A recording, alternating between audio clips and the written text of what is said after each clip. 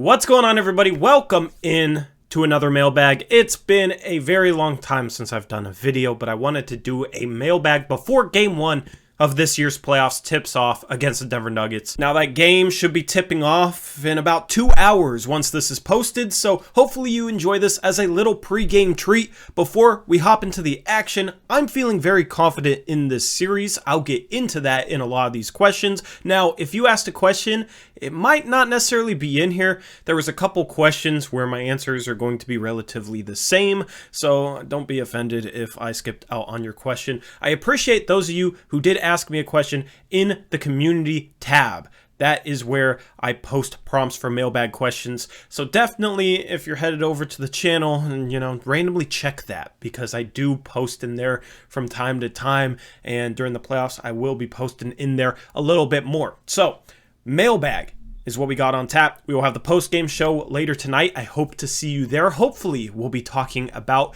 a Portland Trailblazer win. I've been putting in a lot of time into making a new batch of graphics for the post-game show. I'm going to make it fresh, so hopefully you enjoy that, and hopefully you enjoy me answering these questions, because we're going to hop into it right now. The first question is from Anton Montez, who says, who is the X factor for the Blazers in the playoffs?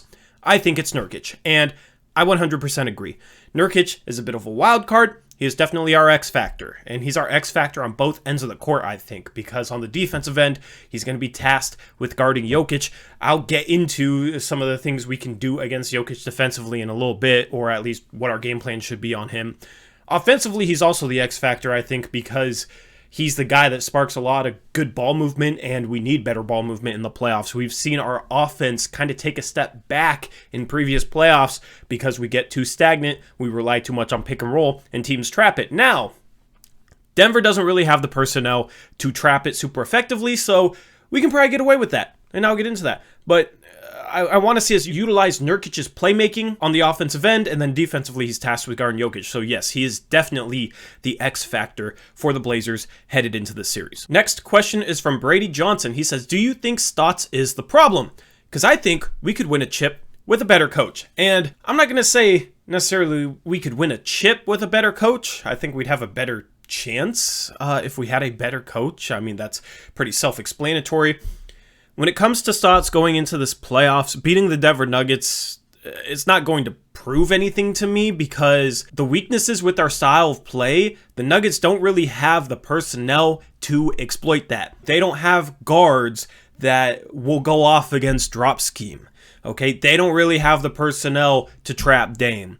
They don't really have the individual defenders on the perimeter to make us really work in isolation. We can have success running isolation, pick and roll, and drop scheme in the series. If we go up against the Los Angeles Clippers, or the Phoenix Suns, or the Los Angeles Lakers, we can't run drop scheme all series, we can't isolate all series, and we can't run pick and roll all series and run Dame into traps and then not have an answer for it.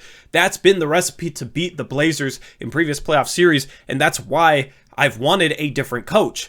Now, Denver isn't built to really beat us in that way. So if we beat Denver, if we sweep Denver, if we beat them in 5, it's not going to change my stance at all, right? To beat the Suns, the Lakers, or the Clippers, Stotts is going to have to step up and figure some things out. Now, if he improves, then I don't think that's necessarily proving me wrong. That's showing, okay, he's coaching a better playoffs this year. But we're not going to necessarily see that against the Nuggets. It's going to have to come against the Suns or the Lakers or the Clippers, because those are the teams that are really going to challenge our style of play. Emerson says, I honestly think the Blazers can finish Denver in 5. Am I tripping? I don't think you're tripping. I have Blazers in 6. I wouldn't be shocked to see them win in 5. I wouldn't be shocked to see the series go 7, but I think the Blazers should be the favorite headed into the series. So Blazers in 5, I don't think you're crazy. But in terms of FGBT3's question, which is how far do you think the Blazers will get in the playoffs this year, I think they're a second round exit. No matter who they face between the Suns and the Lakers, we've shown that we cannot handle the Phoenix Suns this year. Stotts has shown that he's willing to run drop scheme against Chris Paul and Devin Booker, even though it makes absolutely no sense to do so. That's what he's done in every game.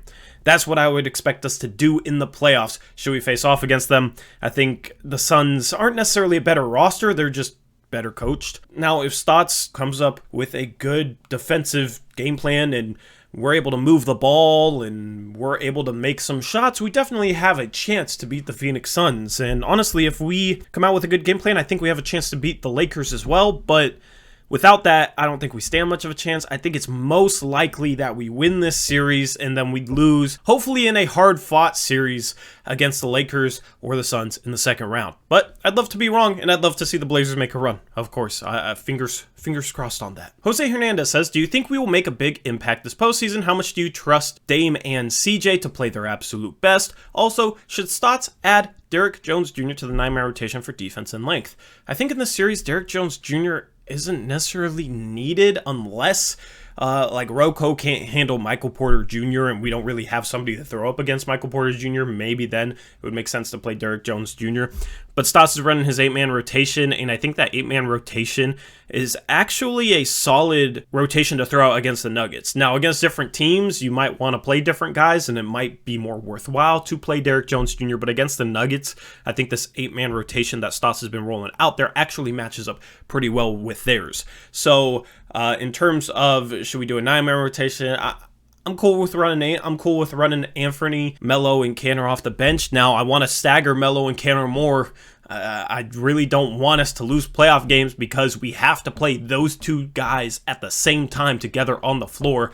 Obviously, they don't really complement each other defensively at all.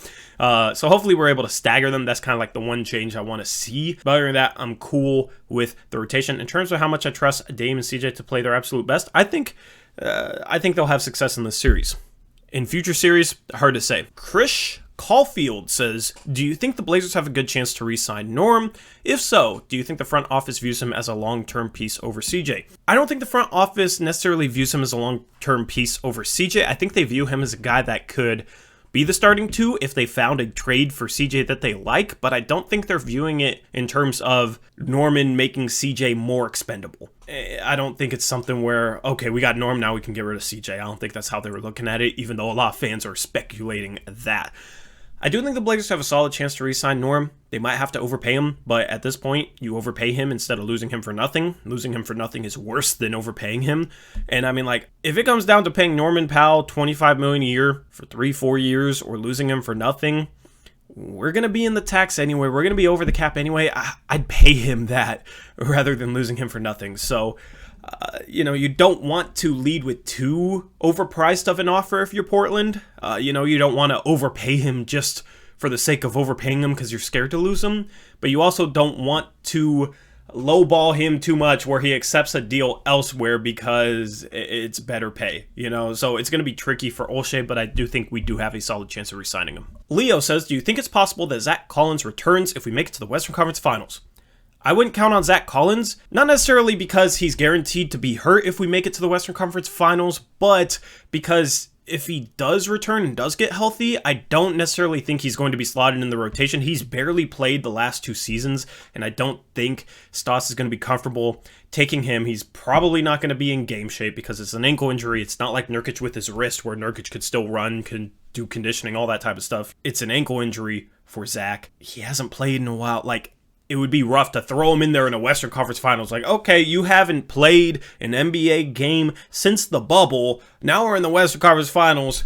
Throw him in there. If we didn't have an Kanter, maybe, but we have Melo at the 4, Kanter at the 5. I don't think Stotts in the organization is going to slot a rusty Zach Collins in over those two guys in the Western Conference Finals. Mateo M says, what would winning this series do for Stotts? Is he rewarded for beating a 3 seed in the MVP, or does the fact that the Nuggets are injured discredit the potential team/coach success? And for what it's worth, Jason Quick said that beating the Nuggets, or a team like the Nuggets, isn't going to do much for Stotts coming back next year. He said that the organization needs to see Stotts come up with a good game plan against a contending level team, against a team that's more talented than the Blazers. They want to see Stotts give the Blazers a chance to win a series against a more talented team. That is paraphrasing, but that's essentially what Jason Quick said. So, reading between the lines, beating the Nuggets shouldn't do anything because the Nuggets are a less talented team than us this series, I think. If they were healthy, different conversation, but they're not. They're not healthy at all. They don't have the personnel to exploit our weaknesses in our style play. So I don't think making the second round is going to really change Stotts' job security headed into next season. Michael Kroll says, is it important to double Jokic in the series since he is a huge part in their offense and we could disrupt it if he doesn't get the ball? Here's the thing, when you double Jokic, they cut really well and he passes really well. I would not head into the series double teaming Jokic off the bat. Okay, I would give Nurkic the chance to guard him straight up. Nurkic is a good defender. Nurkic knows Jokic. Nurkic is not going to be like bullied by Jokic down low. He's one of the few centers that can kind of match Jokic's strength down low.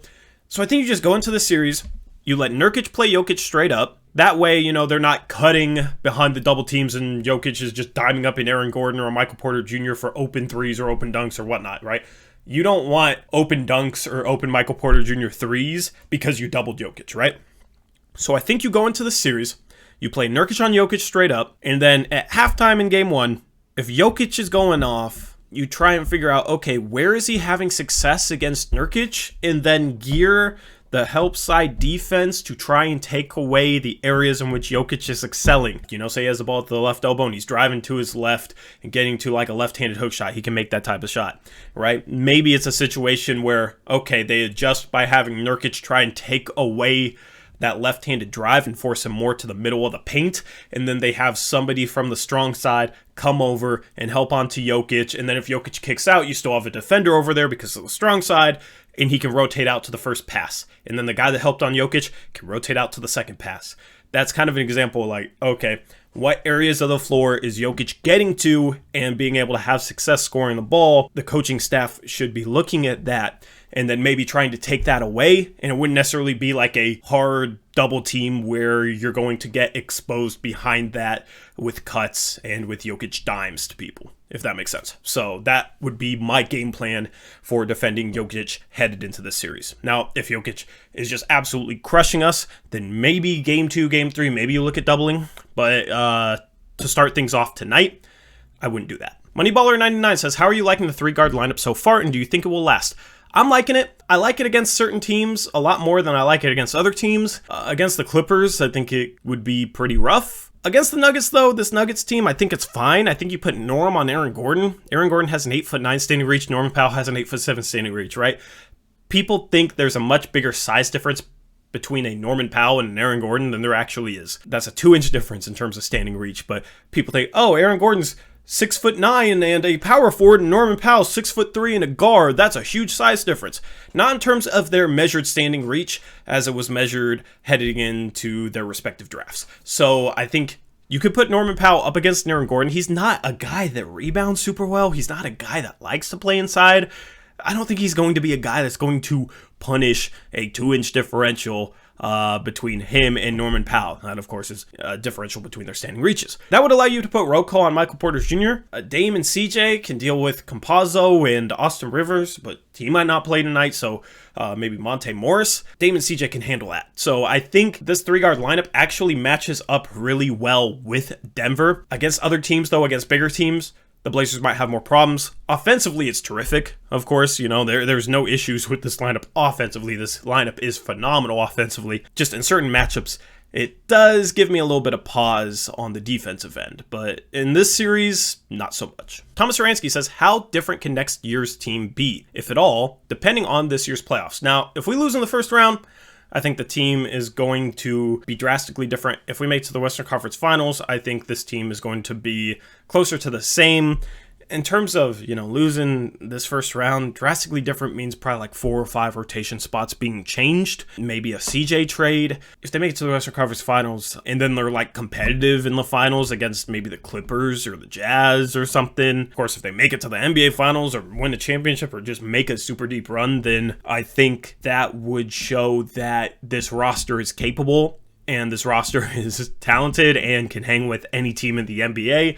And at that point, you're probably not looking at drastic roster changes. Zachary Brem says, how big of a threat do you think Norman Powell is going to be? Because in years past, we haven't had a great third shooter / scorer, so the other team could leave them alone. I don't think they can do that anymore, and it will make a huge difference for the Blazers. Thoughts? In terms of like not having a third scorer and them just being completely left alone, I think that's a little bit over-exaggerated. It wasn't like teams were playing Al-Farouq Aminu like teams play, I don't know, a Rajon Rondo. Teams did try and get out and contest those shots, but obviously, instead of maybe having 1 foot in the paint, they would have 2 feet in the paint. And then if it got kicked out, sure, they'd run out, but they didn't have to play those guys as hard as they would have to play a Norman Powell. So there is definitely a difference there defensively. It's tough to say how big of an impact he's going to have on the offensive end because teams guard the Blazers differently in the playoffs than they do during the regular season.